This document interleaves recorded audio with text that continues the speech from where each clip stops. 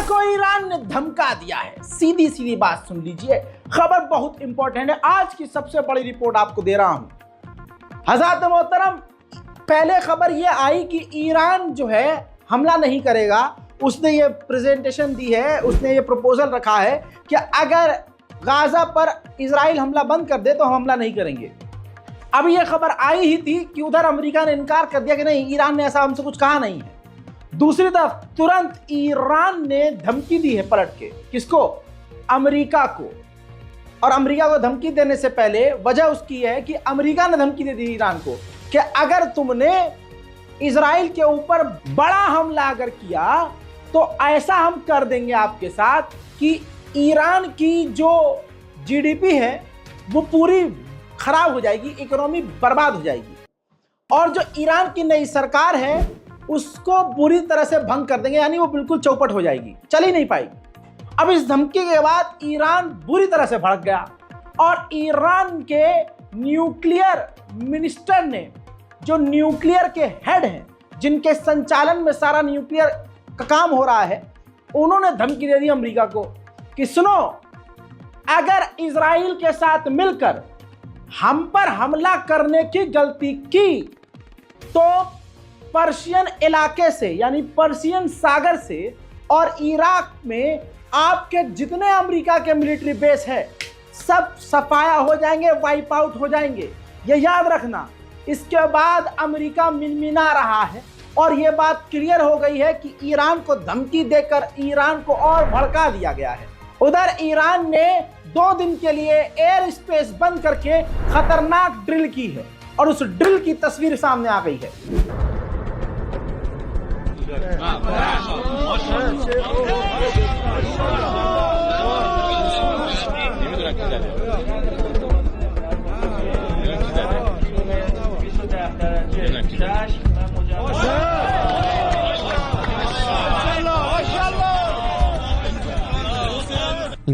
उधर रिपोर्ट यह भी आई है कि ईरान सोच रहा है कि इजराइल पर बड़ा हमला ना करें, ऐसा रिपोर्ट है, लेकिन रिपोर्ट पर हम आंख बंद कर यकीन भी नहीं कर सकते। उसकी वजह यह भी है कि अचानक से ईरान के पास भारी भरकम हथियार पहुंच चुके हैं रशिया के। हत्ता की सबसे बड़ा अपडेट यह है कि रशिया ने S-400 सबसे खतरनाक एयर डिफेंस सिस्टम ईरान को सौंप दिया है। छोटे मोटे हथियारों से ईरान खेल जाता है, तो अब तो एक बड़ा एयर डिफेंस सिस्टम ईरान के पास, और ऐसे में रशिया ने पूरी तरह से साथ दिया है। दोस्तों, उधर तस्वीरें एक बार फिर से आ गई हैं। पार्किंग लॉट के अंदर इजराइल ने पूरी तरह से अस्पताल बना दिया है। पूरे इजराइल के अंदर जहां जहां पार्किंग है अंडरग्राउंड, वहां पर इजराइल ने हॉस्पिटल बना दिया है। उधर ईरान के फॉरेन मिनिस्टर ने कहा है कि जब तक इजराइल के खिलाफ सख्त कदम नहीं उठाया जाएगा, इजराइल इंटरनेशनल लॉ नहीं मानेगा। हजरत मोहतरम, ग्राफिक्स के जरिए समझ लीजिए, 50,000 इजराइल के सपोर्ट में, इजराइल के बचाव के लिए 50,000 अमेरिकी फौज इस वक्त मिडिल ईस्ट में तैनात है। दोस्तों, तुर्की के अंदर है, सीरिया में है, जॉर्डन में है, इराक में है, कुवैत में है, बहरीन में है, कतर में है, यूएई में है, ओमान में है। इन तमाम मिडिल ईस्ट के इलाकों में अमेरिकी सेना तैनात है।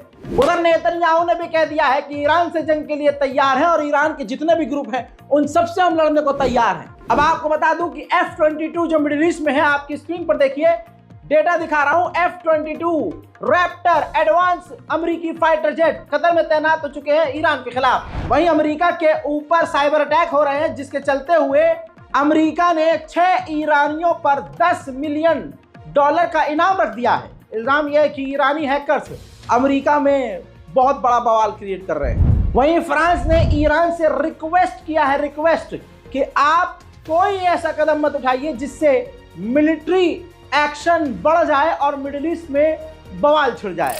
इटली की खूबसूरत प्रधानमंत्री, जिनका नाम अक्सर हमारे प्रिय मोदी जी से जोड़ा जाता है, उन्होंने भी फोन करके ईरान के राष्ट्रपति से कहा है कि मिडिल ईस्ट में तनाव कम कीजिए और इजराइल पर हमला मत कीजिएगा। ईरान से बात करने की कोशिश तमाम देश कर रहे हैं और ईरान ने साफ कह दिया है कि हमारी पहली शर्त यह है कि गाजा के अंदर बमबारी बंद कर दी जाए, हमले गाजा पर बंद कर दिए जाएं। ईरान के फॉरेन मिनिस्टर ने साफ कह दिया है कि स्ट्रेटेजिकली उसने गलती करी है। इजराइल ने पूरा प्लान करके ये गलत कांड किया है और इस्माइल हानिया को मारकर उसने सबसे बड़ी गलती की है, जिसकी सजा उसे भुगतनी पड़ेगी। उधर ईरान ने अपने ईस्टर्न इलाके में एडवांस, जी हाँ, रिपोर्ट है कि एडवांस हथियार जो रशियन और दूसरे देशों से उसने जुगाड़ करके मंगाया है वो तैनात कर दिए हैं। उधर ईरान ने ललकारा है इजराइल को और कहा है कि इजराइल के पास इतनी ताकत ही नहीं है कि वो तेहरान पर डायरेक्ट अटैक कर दे। डर और खलबली इतनी ज्यादा है कि मिडिल ईस्ट का अमेरिकी फौज का कमांडर, सेंटॉम का कमांडर, इसी हफ्ते में दूसरी बार पहुंच गया है इजराइल। इजराइल की एजेंसी शिन बेट ने कहा है कुछ रिपोर्ट्स और अकाउंट शेयर करके कि सोशल मीडिया के जरिए इजरायली लोगों को जासूसी के लिए हायर करने की कोशिश कर रहा है ईरान। उधर सीरिया के राष्ट्रपति को भी नहीं पता कि सीरिया के आर्मी चीफ चुपके से ईरान पहुंच गए। खबर यह है कि रशिया और ईरान मिलकर सीरिया में हथियार ट्रांसफर कर रहे हैं। अमेरिका के पूर्व इजरायली एम्बेसडर, जो अमेरिका के लिए इजराइल का एम्बेसडर था, उसने नेशनल टीवी पर जो है बैठकर साफ तौर से CNN पर कहा है कि हमारे साथियों को, इजराइल के साथियों को खुली धमकी इजराइल के लिए ईरान को देनी चाहिए कि अगर हमारे साथी पर आपने कुछ हरकत करी, हमला किया, तो आपको भारी कीमत चुकानी पड़ेगी। पाकिस्तान ने ईरान का खुलकर OIC की मीटिंग में साथ दिया और ईरान की हाँ में हाँ मिलाते हुए पाकिस्तान ने कहा कि अंतर्राष्ट्रीय लेवल पर इजराइल का बाइकआउट करना चाहिए, उस पर पाबंदी लगानी चाहिए और उससे ट्रेड बंद करना चाहिए। इजराइल को इतना डर है कि इजराइल नेगेव के इलाके में, बॉर्डर के इलाके में पीछे की तरफ इजराइल रेगिस्तान में टेंट लगा रहा है कि जंग के दौरान इजरायली सेटलर्स को उस टेंट में शिफ्ट किया जा सके। अब आपको बता दूं कि अमेरिका को इतना डर है कि F-18 एडवांस फाइटर जेट और E-2D हॉकाय नाम का जासूसी विमान भी इजराइल की मदद के लिए मिडिल ईस्ट में तैनात कर दिया गया है। रिपोर्ट यह है कि अमेरिका और इजराइल अभी भी ये मान रहे हैं कि ईरान अभी भी हमला कर सकता है। ऐसा नहीं है कि ईरान अगर हल्के फुल्के बयान दे रहा है तो पीछे हट रहा है। वहीं मेरे दोस्तों, मिडिल ईस्ट में इजराइल ने जंग को बढ़ा दिया है। सीरिया के ऊपर इजराइल ने जो एयर स्ट्राइक किया था उसकी तस्वीर मैं आपके सामने रख रहा हूं।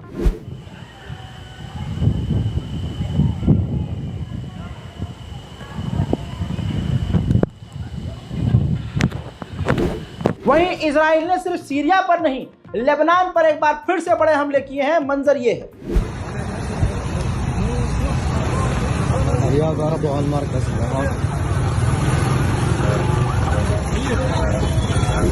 इन हमलों में हिजबुल्लाह के एक सीनियर और कमांडर मारे गए हैं। वहीं फिलिस्तीन का अपडेट देना चाहूंगा इसी स्पेशल रिपोर्ट में। तो गाजा के अंदर फिलिस्तीनी लोग, गाजा के लोग अपने इलाके को छोड़ रहे हैं।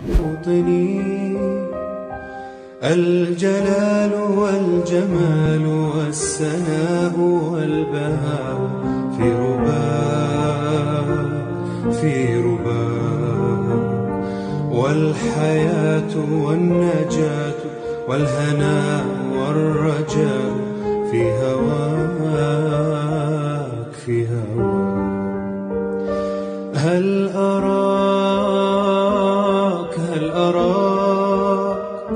سالما منعما وغانما مكرما سالما منعما وغانما مكرما هل أراك في علاك تبلغ السماك موطني।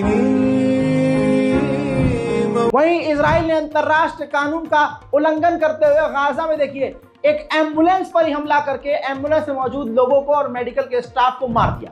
वहीं इजराइल के जनता, इजराइल के जो सेटलर्स हैं, वो बलात्कारी सैनिकों के समर्थन में रैली कर रहे हैं इजराइल में।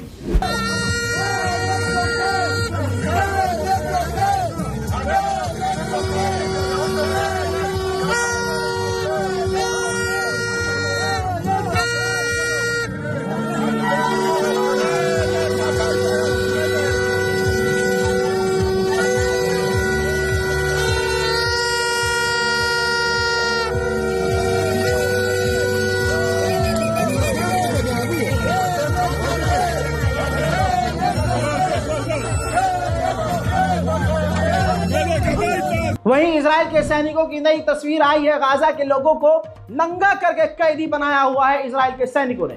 हमास के नए लीडर यहिया सिनवार चाहते हैं कि हमास और इजराइल यानी गाजा और इजराइल की डील हो जाए, जंग बंद हो जाए, उसके बाद चाहे ईरान इजराइल भिड़ते रहे। मेरे दोस्तों, इजराइल जीत नहीं रहा है, बुरी तरह से हार रहा है। इजराइल की जीडीपी 8.1% गिर चुकी है। इजराइल के डिफेंस मिनिस्टर ने अरबी में धमकी दी है लेबनान को, कहा कि हिजबुल्लाह ने पूरे लेबनान को कैदी बनाया हुआ है। अगर हिजबुल्लाह ने हम पर हमला किया तो हम पूरे लेबनान को मिटा देंगे।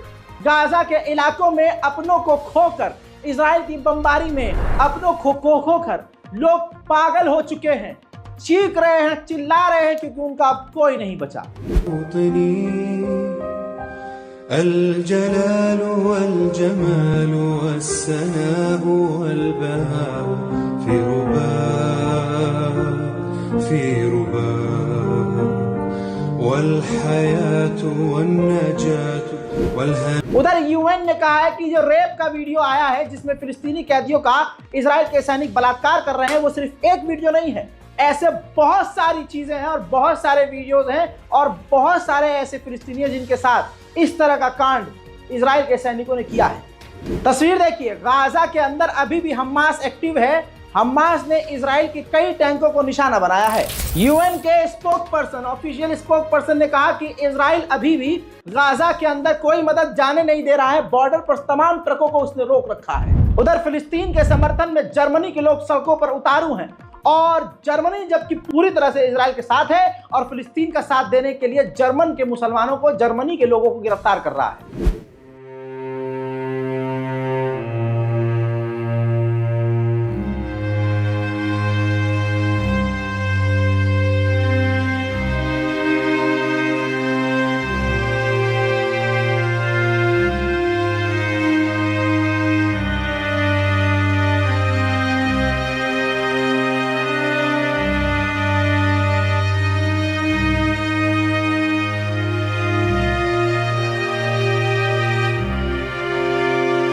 हालात गाजा के बुरे हैं। ईरान और इजराइल भी बिल्कुल एकदम टकराव की स्थिति में है। हिजबुल्लाह और इजराइल भी बिल्कुल जंग कर ही रहे हैं। और उधर से आपको बता दूं कि सीरिया पर भी इजराइल हमला कर रहा है। ये तमाम अपडेट्स जानने के बाद आपकी राय क्या है, कमेंट में जरूर लिखिएगा। अगर हमारे चैनल को पहली बार आप देख रहे हैं, हमारे वीडियो को पहली बार देख रहे हैं, तो चैनल सब्सक्राइब कीजिए।